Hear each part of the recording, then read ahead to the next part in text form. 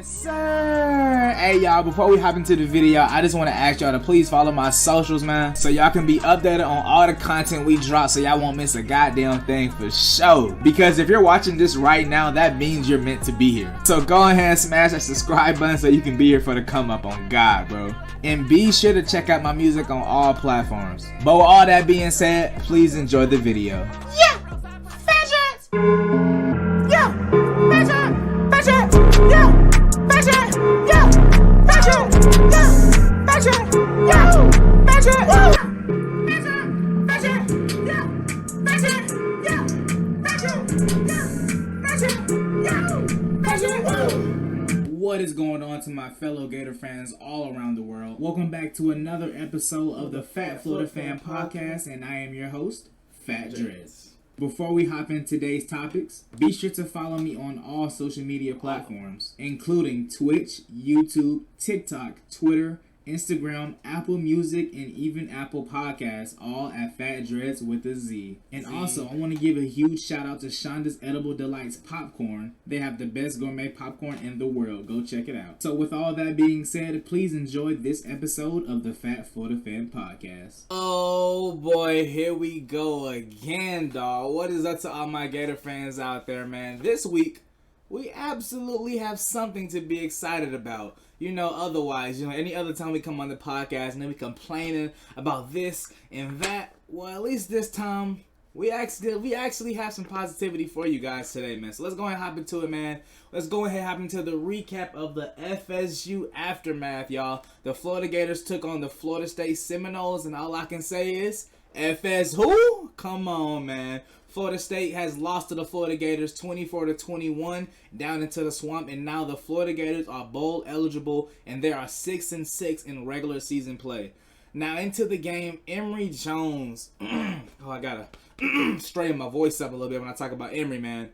Emory Jones, man, he's one hell of a guy, bro. He is one hell of a guy, but this season, it has not been his season. Yesterday, he went 16 for 24, 163 yards, 1 touchdown, and 3 interceptions, all in the first half. 3 interceptions in the first half is just not good. Some of his reads he's been making hasn't been good reads. He doesn't seem as comfortable. It's really unfortunate because he hasn't gotten as better as we wanted. From the first game of the season to the last game of the season, he's still making mistakes on the reads that we don't want him to do, y'all. So it's a big mishap that this is happening. It's sad to say, but it's happening. But on Emory Jones' first touchdown, he threw it out to Kamori Gamble. I'm saying the Gators always start their first drives real good. They always do. He hit Kamori Gamble up on the sideline, bro, for a touchdown, bro. Honestly, super lit because Gamble's mother was at the game, and that was the first game she's been at all season. So with that being said, that's super lit. That's super touch. That's heartwarming for me to hear. She got to see her son score a touchdown, the first touchdown of the game, actually, in the Florida Gator uniform. So that's a huge shout out to Kamori Gamble. That's real good for him, bro. But back on Emory Jones, bro, like, it's bad. He didn't play good all season for real. 19 touchdowns, 13 interceptions on the season. He's just not the ideal quarterback of what we thought he was going to be. Dan Mullen recruited him. Thought he was going to be better than that. And it is what it is. It's sad to say. So I'm not sure what Emory Jones is going to do. If he's going to transfer, if he's going to stay. Nobody really knows yet. I don't know. We just going to have to see, bro. So we're going to keep it all going. But on the second half of that game, Greg Knox finally chose to do the right thing. Greg Knox, I thought you was going to be Dan Mullen. Greg Knox, I thought you was going to be Dan Mullen and not put Anthony Richardson in the game. But I'm happy you didn't make that mistake. Because most definitely Dan Mullen opted out to not coach his Florida State game, to not be a distraction. But if Dan Mullen coaches that Florida State game, he literally leaves Emory Jones in all 4 quarters and we lose. Just like Missouri game. It's the sad truth, y'all. And it's the sad, hard truth of reality of what we've been living in for this whole entire Florida Gator season. Unfortunate, bro. But Anthony Richardson comes into the game, 5 for 7, 55 yards with a touchdown, y'all. And you can just see the team rallies. It rallies together when Anthony gets in the game. They get more hyped up when he gets in the game. It's just they play harder for him in an aspect, if you want to say that. But Emory Jones and all them. Anthony Richardson comes in. He hits a nice touchdown over the top of a defender, too, to Justin Shorter. And it was a nice one, too, over the head of the defender into the back of the end zone for a touchdown. And what I say, if Emory Jones throws that ball, it's an interception. It really is an interception. It's sad to say. So it is what it is. Anthony Richardson has to be that guy. He needs to play the bowl game. Needs to be the number one quarterback for the bowl game. He's just a better quarterback. So, no offense to Emory Jones. Like I said, a great kid. But we just have another guy that's better than him behind him. So, with that being said, AR-15, it's time. Let's go, my boy. I want to speak a little bit on Dameon Pierce. Dameon Pierce should have been the number one running back the whole entire season. He should have been the number one back, bro. He literally ran the ball, lost his helmet. Helmet popped off out of nowhere. It's gone.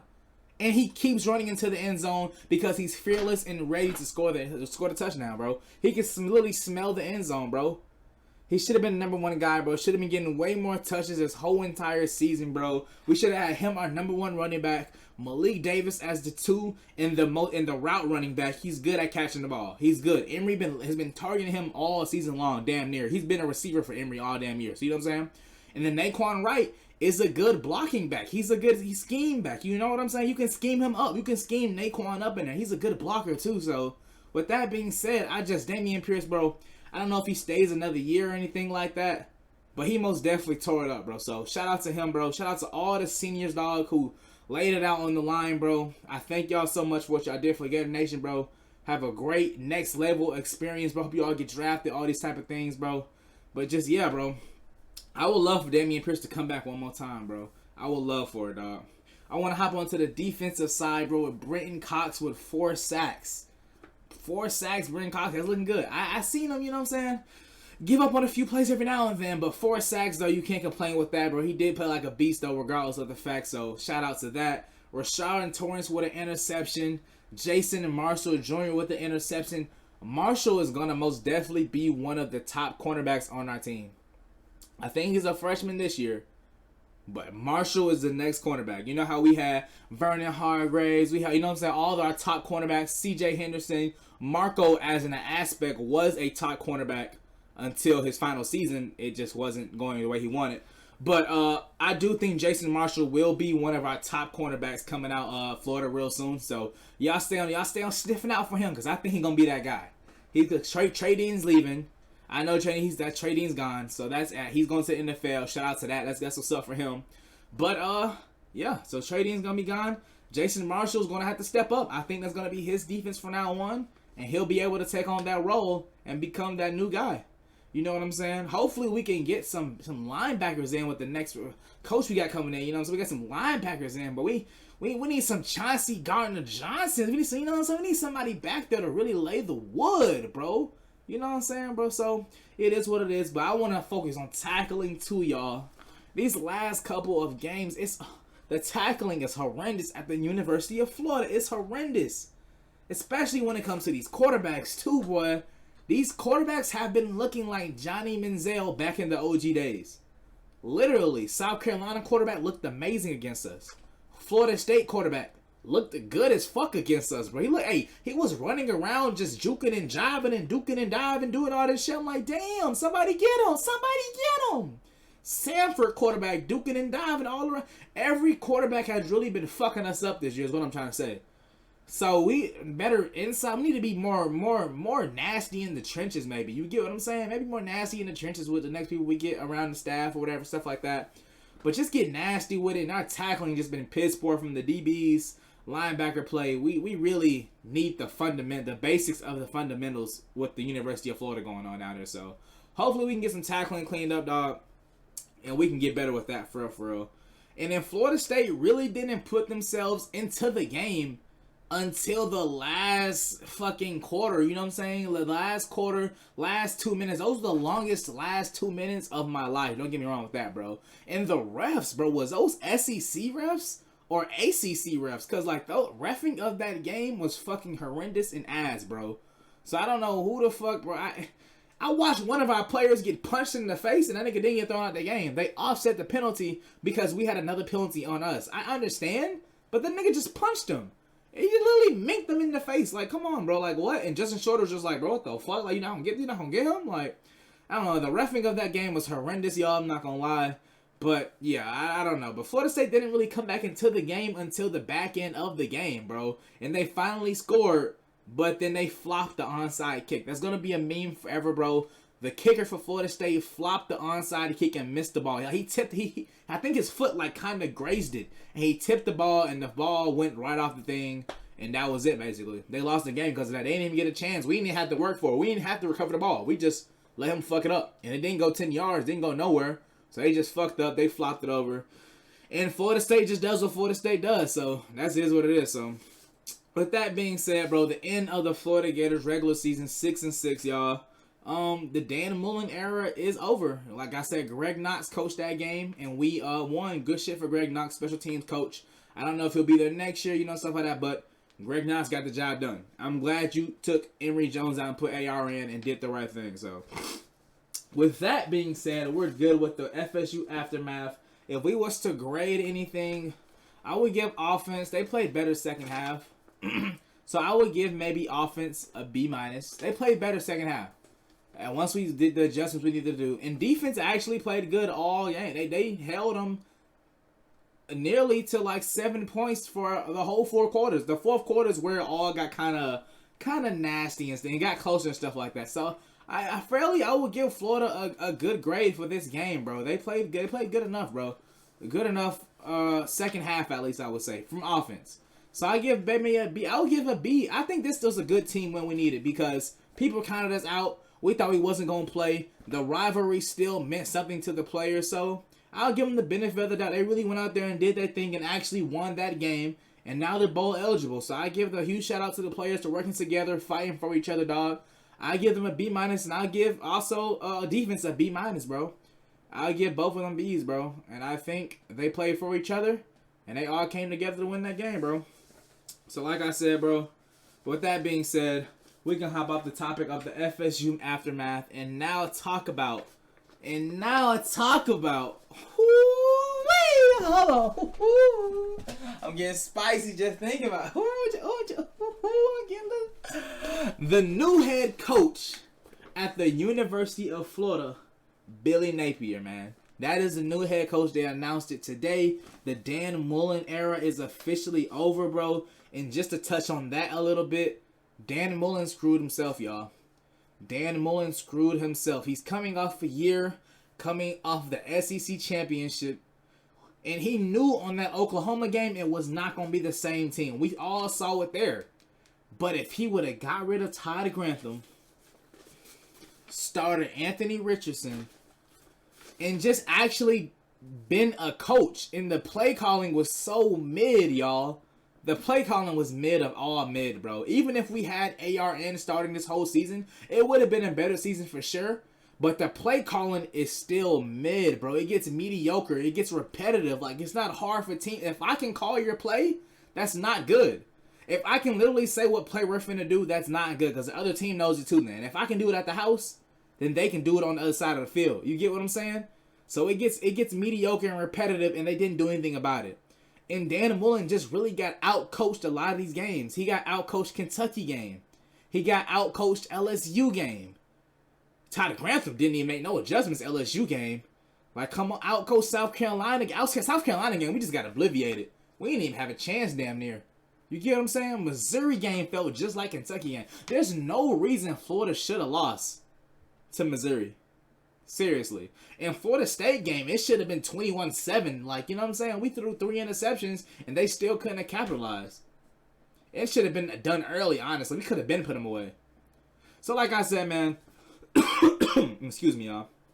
Dan Mullen, I think he screwed himself, y'all. Too loyal to his people, and then they couldn't come through for him. So then it all falls back on him, and it's time to get rid of him. A lot of people said that we should have kept Dan Mullen for another year. But I think it came to a point that you couldn't. It got too bad. We lost to Missouri. We lost 2-6 in SEC play. I think it just got too bad. He couldn't handle it, bro. And we had to move on. So with that being said, Coach Billy Napier is now coming to the University of Florida, man. If you don't know much about him, he is the coach right now of Louisiana Lafayette. named Billy Napier down there in Louisiana, man. If you don't know much about him, bro, he's been there for 4 seasons. He's 39-12. 39-12 with 4 conference championships. Now, I ain't gonna lie, that's 4 seasons down there, 39-12, and 4 conference championships. Where they do that at? And don't just act like Lafayette they just don't play nobody. They most definitely do. And he won 4 conference championships, lost 2, and they canceled 1.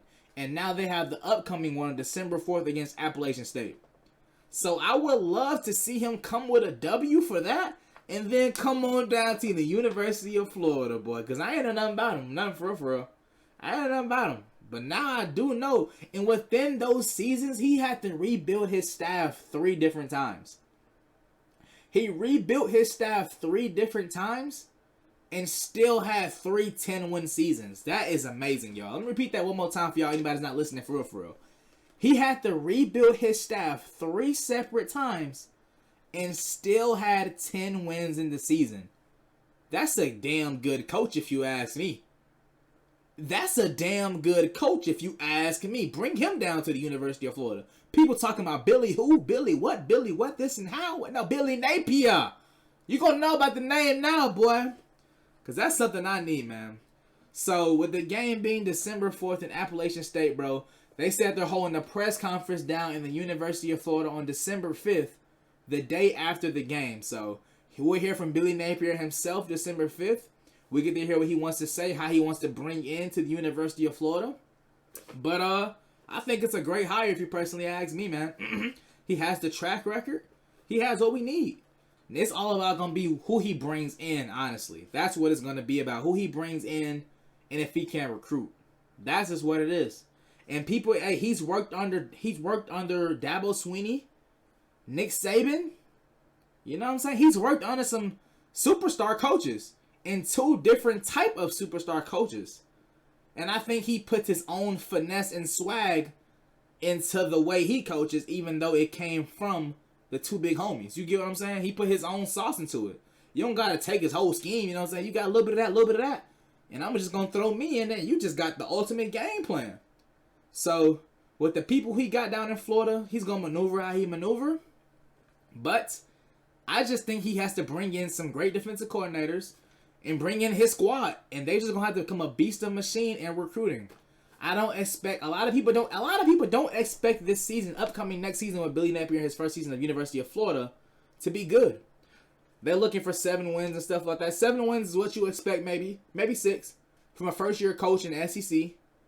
But I think Billy Napier might be the guy for Florida.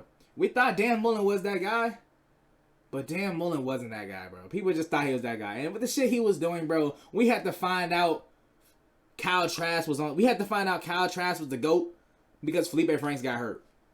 Not because Dan Mullen started Kyle Trask, because Felipe Franks got hurt. So, like, he's not that guy, bro. He's not that guy, bro. He's not that guy, bro. Billy Napier. Billy. I think he might be that guy, y'all. He has the track record. He can develop. He can recruit.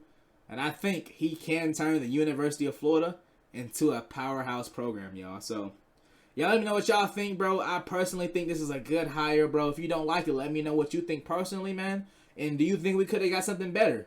A lot of people wanted Lane Kiffin, Bob Stoops. Bob Stoops said he wasn't coming out of it. He wasn't coming out, I heard. So, that is what it is. And there was even rumors that LSU wanted Billy Napier, and he turned it down.